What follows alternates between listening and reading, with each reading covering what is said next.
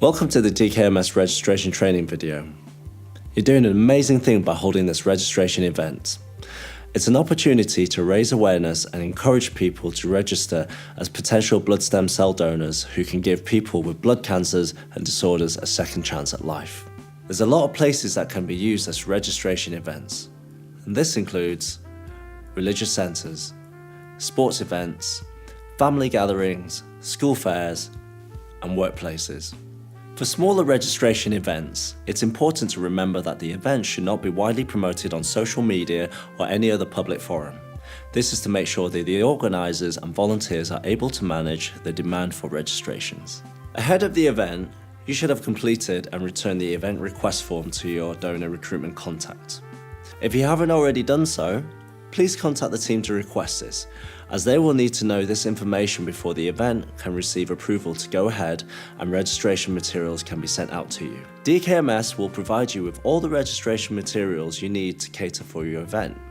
The materials can vary depending on a number of factors, but our donor recruitment team have plenty of experience and will be able to tell you exactly what you need. The materials you will receive include a table poster for donor eligibility and BMI charts, donor consent forms, an ethnicity code chart, cheek swabs, swab envelopes, brown bags, A4 envelopes, donation boxes, medical exclusion guidelines, and leaflets. Once you have returned the event request form and received the materials, you're ready to hold your event. Next, let's look at how to register a new potential donor.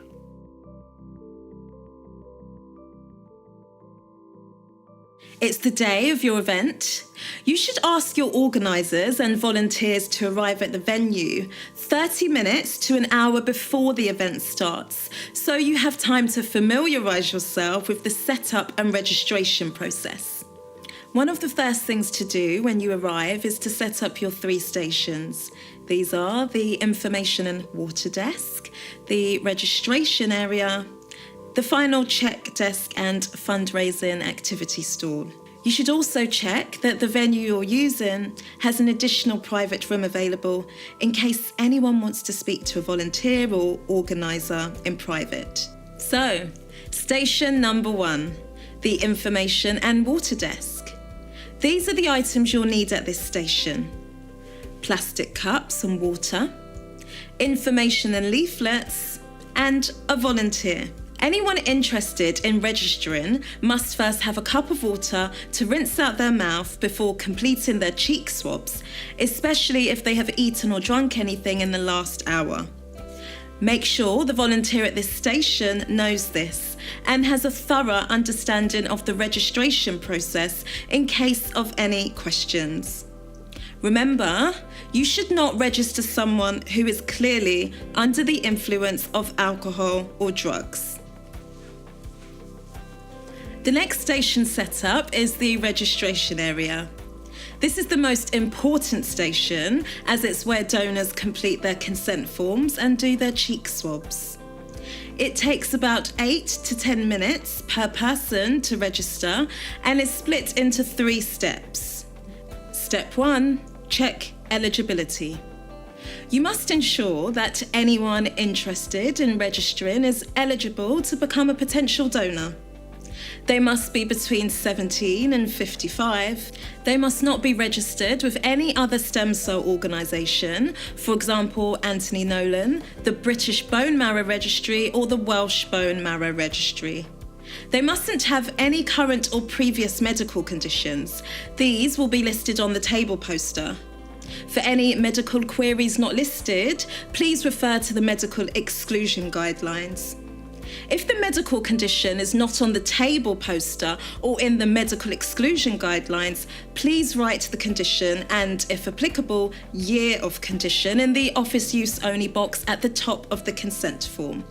Everyone must understand and be happy to donate via both collection methods: peripheral blood stem cell and bone marrow collection. If someone is unsure about either donation method, you should give them a leaflet and kindly ask them to give the opportunity further consideration before registering. And finally, they must be a resident in the UK.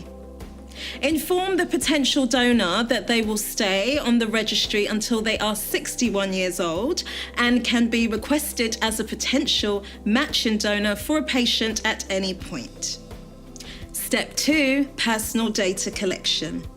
Completing the donor's consent form correctly is hugely important. DKMS won't be able to proceed with the registration without all the information correctly provided.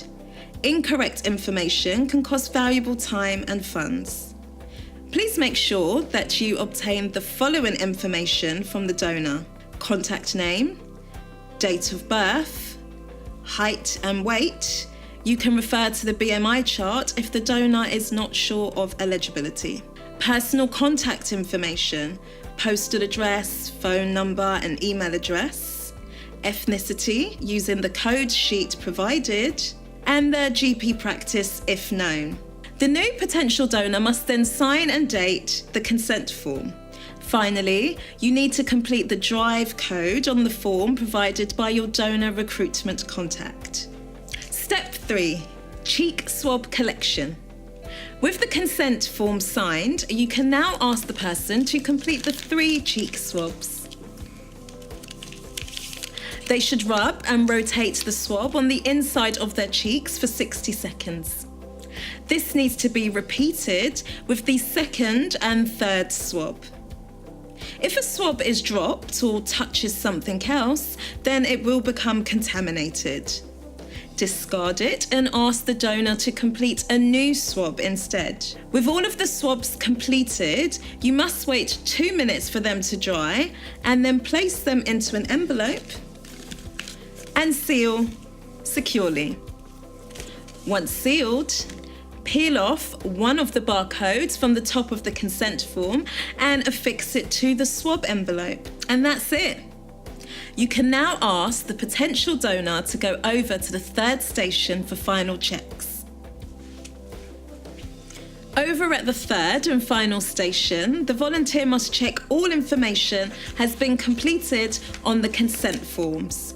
You need to check that the ID number on the consent form matches the barcode on the corresponding swab envelope before splitting the consent form as follows: white copy in the envelope marked white forms, blue copy in the envelope marked blue forms, and pink copy to the newly registered donor.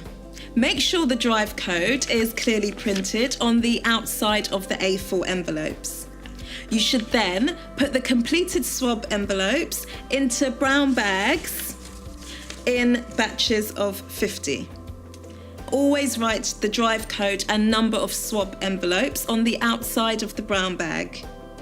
For any donors that have medical conditions noted in the office use only box on the registration form, keep the white and blue forms together along with the completed swab envelope. Put these in a separate A4 envelope marked office use only.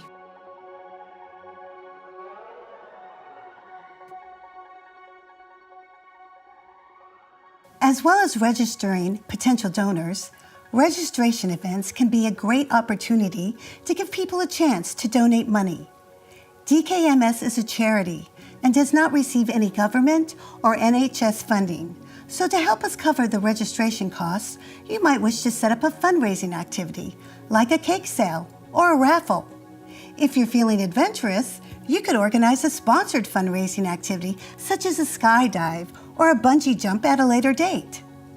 And it's good to make people aware of the cost of registering so that if they're able, they can make a donation to cover the cost of their registration. This can be done with either cash or card, and DKMS will provide fundraising and promotional equipment for the day. It is important to mention gift aid. If someone is a UK taxpayer, the value of their donation can be increased by 25% under the gift aid scheme with no additional cost to them. You can set up fundraising pages on Facebook and Just Giving so that once the event is over, you can thank everyone who donated and update them on how much was raised. So that's it. The event is over and you've registered a host of new potential donors. Now you just need to return any unused materials. Box them up together with the completed registrations and send it back to DKMS's address, which will be in the email signature from your donor recruitment contact. You should mark the package for their attention. On behalf of patients and their families, thank you for supporting DKMS to register new potential lifesavers.